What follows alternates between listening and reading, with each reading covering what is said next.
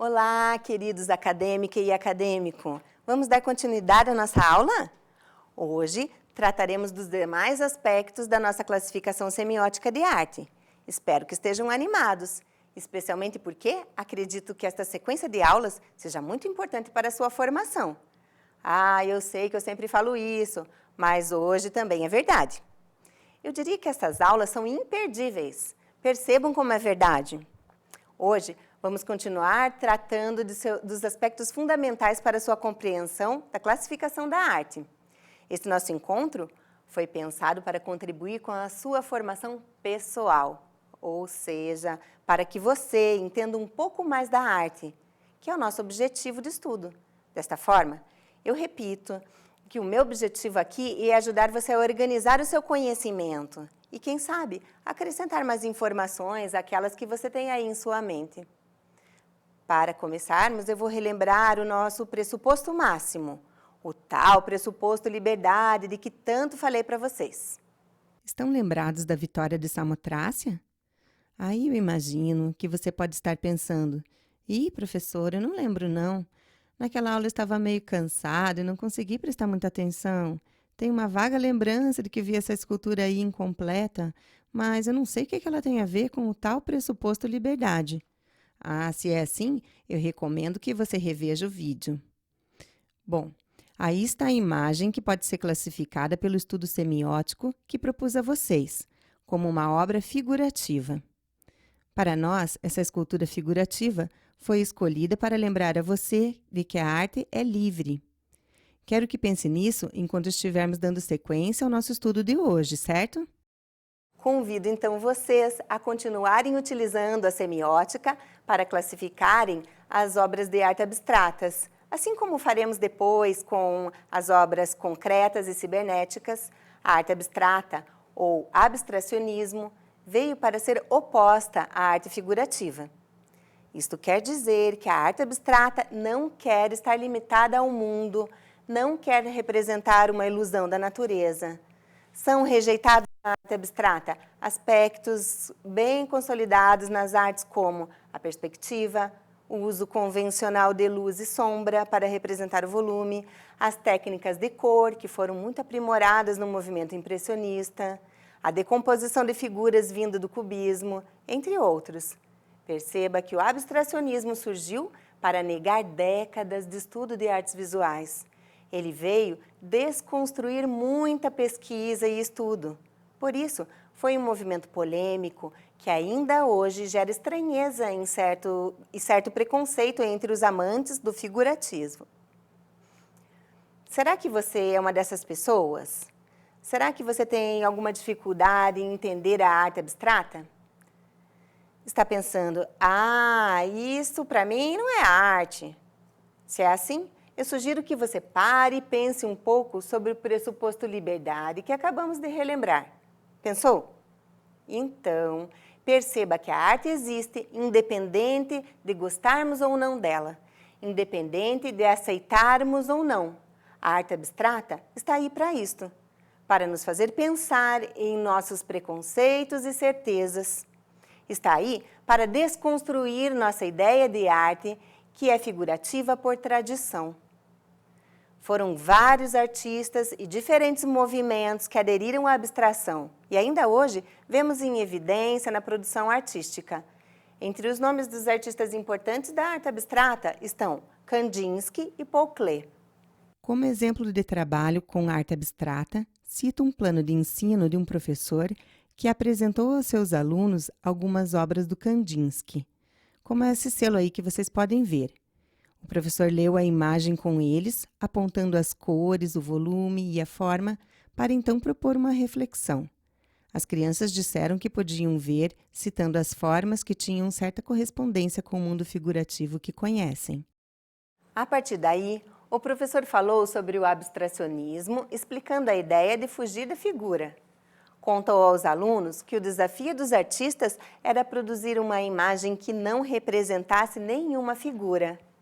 Então, propôs uma produção artística na qual as crianças deveriam utilizar as cores do Kandinsky, porém, seu trabalho não poderia representar figura alguma. As produções das crianças foram em tamanho grande e, para isso, o professor forrou o chão da sala com papel craft e usou pincéis largos e tinta guache um pouco diluída em água para maior rendimento. As crianças usaram uma camiseta velha por cima de seus uniformes para proteger de eventuais manchas de tinta. A aula foi muito produtiva e os trabalhos depois forraram as paredes do pátio da escola. Na sequência, o professor ainda mostrou aos alunos outras obras abstratas, sempre ajudando a enxergarem a essência do abstracionismo, ou seja, a ausência da figura. A outra modalidade semiótica de arte que proponho nesta aula é a arte concreta. O concretismo vem em decorrência da arte abstrata e foi pensado para conter elementos puros das artes plásticas, ou seja, a arte concreta foi concebida para conter somente cores e planos. O significado da obra de arte concreta é a própria obra, nada além dela. As produções são simples e mecânicas, sendo visualmente claras, evidentes. Para que vocês entendam a arte concreta, talvez fique mais fácil pensar naquilo que a arte concreta não é. A arte concreta não expressa sentimento, como a arte abstrata que vinha expressando. Ela não representa imagem, como a arte figurativa vinha representando. Também não tem referência com o mundo externo, isto é, a arte concreta quer ser o oposto da arte figurativa, não representando a natureza, tampouco se assemelhando à arte abstrata. Como seriam estas obras de arte que não são figura e também não são abstratas? Vimos a obra do artista Mondrian, que é um dos grandes artistas a realizar a obra concreta. Também cito outro artista mundialmente conhecido, o Elliot Sica, que realizou esta obra que vocês podem observar aí. Elliot Sica foi um grande artista brasileiro que se dedicou a construir obras concretas com um projeto que deu o nome Labirintos Públicos. Este labirinto que você pode ver foi criado no Central Park, em Nova York. A obra foi pensada para ser uma instalação permanente que pudesse ser penetrável.